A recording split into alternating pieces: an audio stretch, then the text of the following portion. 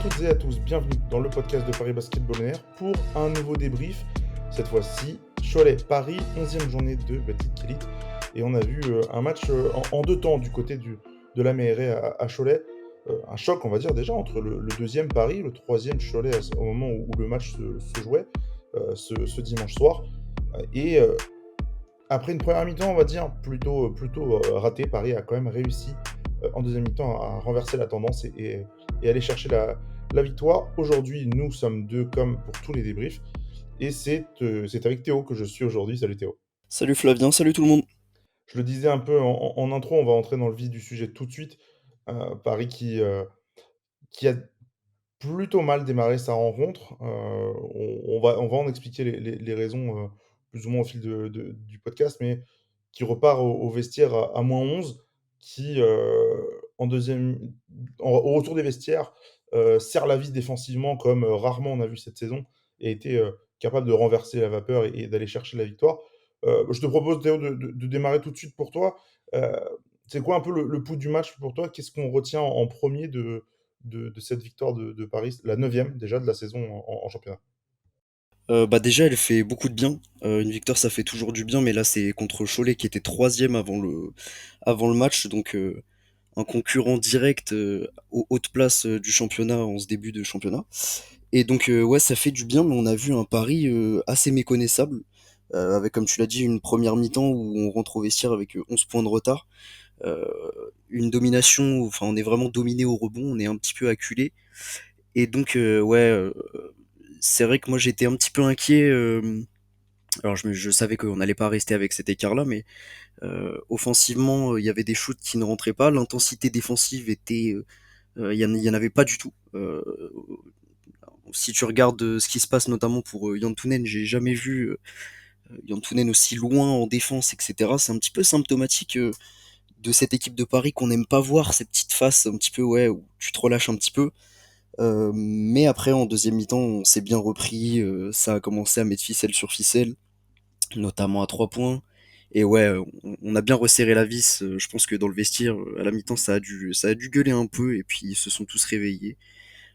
Le collectif a su prouver un petit peu et se trouver aussi. Et donc ouais, à la fin, tu finis avec 7 points d'avance au coup de sifflet final, 77-70. Donc ouais, un match assez schizophrénique, j'ai envie de dire. Bah, j'aime bien ce terme de schizophrénique. Je te propose qu'on passe juste sur la première mi-temps, qu'on reste un peu dans le négatif. Quand on voit le score à la mi-temps, moi je m'étais noté que je trouvais qu'il y avait un problème d'intensité en attaque. On faisait pas mal de mauvais choix, on perdait beaucoup de ballons. On prend un 11-2, je crois, en fin de deuxième quart-temps avant d'aller au vestiaire pour donner 11 points d'avance à Cholet.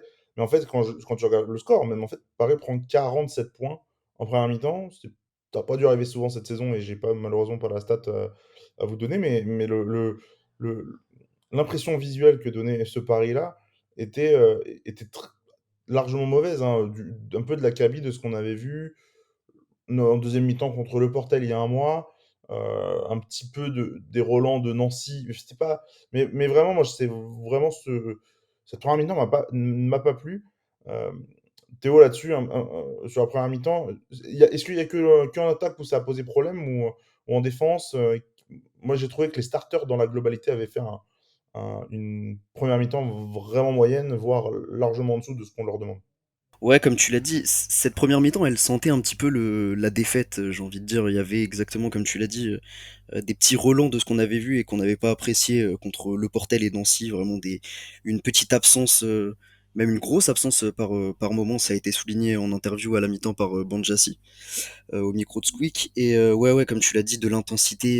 Et c'est pas qu'en attaque, pardon, en défense, on l'a aussi beaucoup vu. Hein, je l'ai dit tout à l'heure, mais Yantunen, je l'ai rarement vu aussi peu à l'aise défensivement, loin des ballons, etc. On laisse beaucoup de shoot ouverts et on n'arrive pas à jouer serré en bloc, ce qui fait un petit peu la force de Paris en défense depuis le début, avec des aides, mais une défense intelligente où on sait se replacer et corriger les erreurs un petit peu des uns des autres. Donc ça a été un petit peu compliqué, ouais, en première mi-temps, et voilà. Dans le lot de la première mi-temps, moi je regarde un petit peu là, les plus-minus de chacun. Alors Paris l'emporte de 7, mais quand tu regardes, TJ Shorts a -6 de plus-minus. Tyson Ward à -8. Heu, Même Mickaël Antonio est à -1 et c'est eux normalement qui sont censés un peu, lancer, on va dire, le collectif parisien dans le match et voilà, un TJ Short qui perd, comme aujourd'hui 7 ballons. 7 ballons, depuis le début de la saison, on a quand même répété assez souvent, que c'est un joueur qui était très propre dans dans la capacité à gérer l'attaque de son équipe.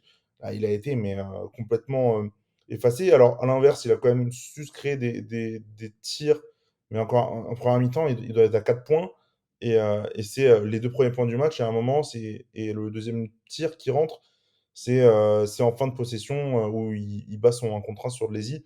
TJ Campbell faisait à ce moment-là un bon match, en tout cas défensivement, pas forcément en attaque, puisqu'il met, je crois 3 cartons et demi à marquer son premier panier. Mais dans la globalité, moi je trouvais les starters vraiment pas bons et ça me permet d'enchaîner un petit peu sur le 2e point. Sur la deuxième mi-temps, alors, et même sur la seconde unité de cette équipe, parce que on les a pas encore cités, ceux qui ont, à mon avis, étaient bons, mais on peut parler de Mehdi Ngoma, on peut parler notamment de Colin Malcolm, pour parler de Banjassi qui termine avec la meilleure évaluation de l'équipe. J'ai trouvé qu'ils ont été le liant et on va dire l'assurance que Paris n'allait pas plonger en première mi-temps et que l'écart était rattrapable en deuxième. Ouais, ouais, je suis totalement d'accord avec toi. C'est ça qui est assez bien aussi avec Paris, c'est un effectif vraiment bien construit. On commence vraiment de plus en plus à s'en apercevoir et chaque match fait que on le voit de plus en plus. Tu l'as très bien dit, t'as une seconde unit qui est vraiment super puissante dans le sens où si jamais t'as un joueur, comme tu l'as dit, là, TJ Shorts, il fait vraiment son plus mauvais match de la saison en termes statistiques, hein, même durant les défaites contre le Portel et Nancy, il a été meilleur. Il finit avec 10 d'évaluation, c'est sa plus mauvaise évaluation de la saison. T'as ces joueurs qui savent un petit peu élever le niveau des autres, et donc c'est vraiment plaisant à voir. Franchement, ouais, Malcolm, ça fait plusieurs semaines qu'on vante ses capacités à réagir comme ça. Il est vraiment très très plaisant à voir et c'est pas le seul, hein, comme tu l'as dit, Banjassi toujours assez propre au tir, défensivement il est là, au rebond il se jette. Vraiment une seconde unit qui ce soir a fait ses preuves et je dirais même qu'au global la seconde unit a apporté plus et a été meilleure que les titulaires. Ouais, et c'est peut-être aussi là où peut-être on n'utilise pas forcément le bon terme en disant seconde unit, mais vu le nombre de minutes et le nombre de rotations qu'il y a dans cette équipe, la seconde unité est de facto obligée d'être à un très bon niveau pour que Paris l'emporte. Mais là encore plus, j'ai trouvé que face à la défaillance des titulaires et des hommes importants de cette équipe qui le sont régulièrement, on a vu, bah voilà, moi j'ai vraiment apprécié.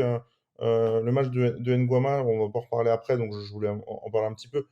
Match de Mehdi où par sa vitesse, par son tranchant, et par son intensité, encore une fois, il a été capable de mener la vie dure, en fait, à ses adversaires et être le lanceur d'alerte un peu, mais comme on l'a dit, Banjassi, Colin Malcolm, qui eux sont des joueurs de rotation, qui sont capables, de répéter, on va dire, ce genre de prestations depuis le début de saison, et chose on n'avait pas encore vu avec Mehdi Nguama. Il y a un autre point donc, que je voulais soulever dans cette deuxième mi-temps. Bah, on va peut-être faut parler en fait du versant défensif. Paris n'encaisse que 5 points dans le troisième quart-temps, n'encaisse que 18 points dans le quatrième, donc ça fait 23 points encaissés en seconde mi-temps. Euh, c'est- Bon, on est d'accord, Théo, que c'est là que tout se joue, c'est la défense et notamment ce troisième quart-temps où Paris n'est pas du tout revenu avec les mêmes intentions que ce qu'on voyait en première période. Ouais, clairement, quand tu sais qu'à la mi-temps, tu rentres avec 47 points encaissés, tu l'as dit, ça a pas dû arriver énormément de fois cette saison. En deuxième mi-temps, t'en encaisses que 23, c'est la moitié de ce que t'as encaissé en les deux premiers quarts. T'as vu des Parisiens qui sont revenus sur le parquet avec d'autres intentions, bien meilleur défensivement. On le sait que c'est le cœur du jeu du coach Isalo. C'est pas possible d'être une équipe qui ne défend pas, même si t'as une très bonne équipe en attaque, hein, t'es la meilleure équipe du championnat. En attaque, c'est vrai que la défense, c'est un point qui est souvent abordé et qui est retravaillé, travaillé, retravaillé. Donc ouais, je pense qu'à la mi-temps, ça a dû filer droit dans les vestiaires et ça a dû sans prendre deux trois j'ai envie de dire, mais ouais, ils ont été complètement changés par la mi-temps et c'est ça qui fait que cette équipe est aussi puissante. Pour aller encore plus loin là-dedans, dans ce troisième quart-temps, moi j'ai trouvé vraiment affolant dans le sens où Paris n'a encaissé que 2 points dans les 8 minutes 45, les 8 premières minutes 45 du troisième quart-temps. J'ai encaissé que 2 lancers francs. Ensuite, c'est un lancer et une claquette dunk en fin de quart-temps. Autant dire, clairement, il y a même tous les tirs que Cholet a voulu prendre dans le troisième quart-temps n'ont pas été, n'ont pas été bons, ont été à chaque fois bien défendus, euh, et que derrière, Paris a été capable d'assurer sur le rebond. Tu l'as dit, début de match, Paris se fait manger dans cette compartiment du jeu le rebond, notamment en défense. Et Paris, au final, finit avec 40 rebonds, 30 pour Cholet. Il y a pas eu cette étincelle. Alors, Nathan de Souza un petit peu, Emmanuel Nzekwezi, qui nous avait déjà fait mal avec le Portel l'année dernière, j'en ai des souvenirs, a plutôt été pas mauvais. Mais ceux sur qui Cholet compte généralement, on va dire, ça va être TJ Campbell et ça va être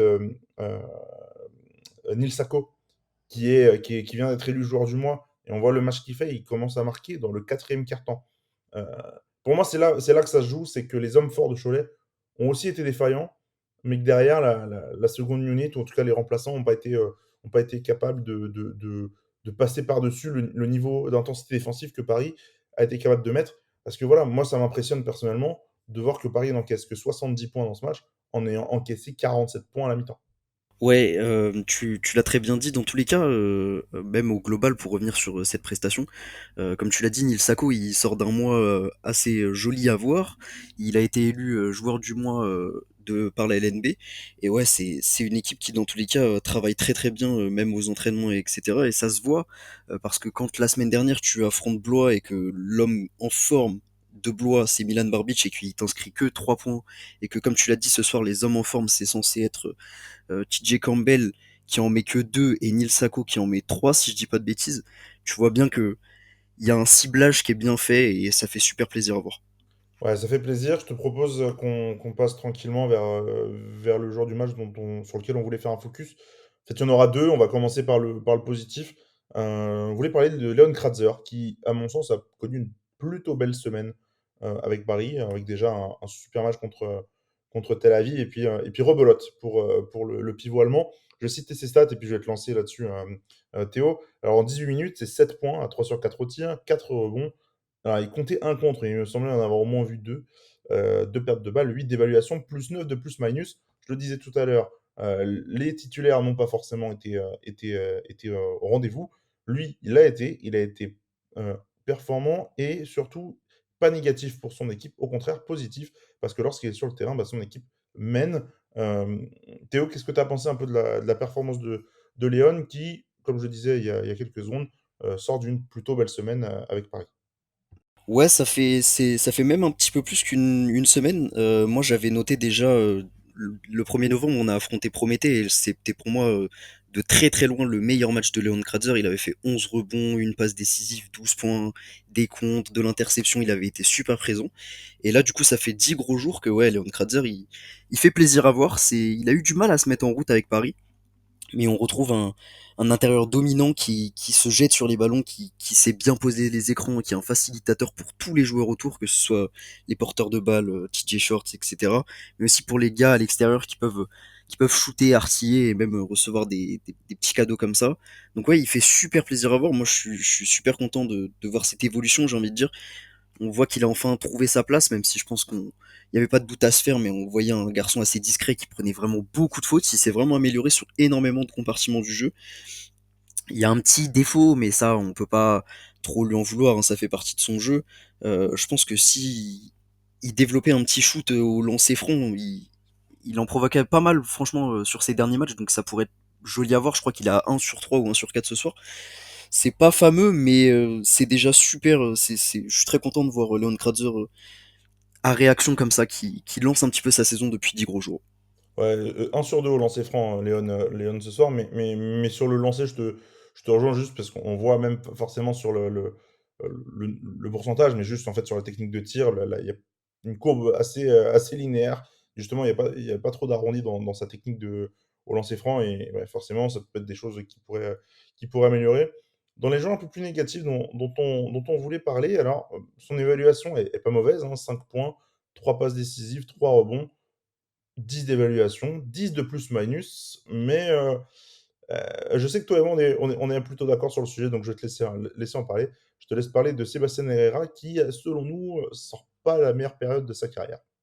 Ouais, franchement, Herrera, il fait un petit peu de peine à voir sur le terrain. C'est compliqué. Je saurais pas te sortir le dernier match où j'ai été satisfait de d'Herrera. Il y a eu des matchs en début de saison où franchement on a été très content de lui. Euh, Notamment, si je dis pas de bêtises, je l'avais trouvé très très bon dans l'impact notamment, pas forcément au scoring parce qu'il a mis que 3 points, mais il y a plus d'un mois à Limoges. Mais franchement, ça fait quelques matchs que là, c'est, enfin, comment dire, Herrera, c'est censé être un gars qui est là pour t'apporter du shoot et là ouais ça fait pas mal de temps que qu'il est en peine au shoot que ce soit euh, à l'extérieur ou même quand il se rapproche un petit peu du panier. Franchement c'est pas joli à voir, ça fait un petit peu de peine notamment quand on sait que bah, par exemple même s'il est un peu en peine défensivement, il y a Gauthier qui est sur le banc et malheureusement qui ne joue plus.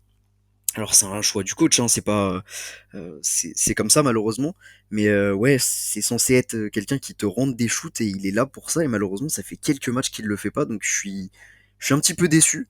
Il reste important dans cette équipe logiquement, hein, parce qu'on enchaîne les wins et il fait partie de cet effectif. Donc voilà, c'est une pièce de cet effectif. Il est dans les titulaires.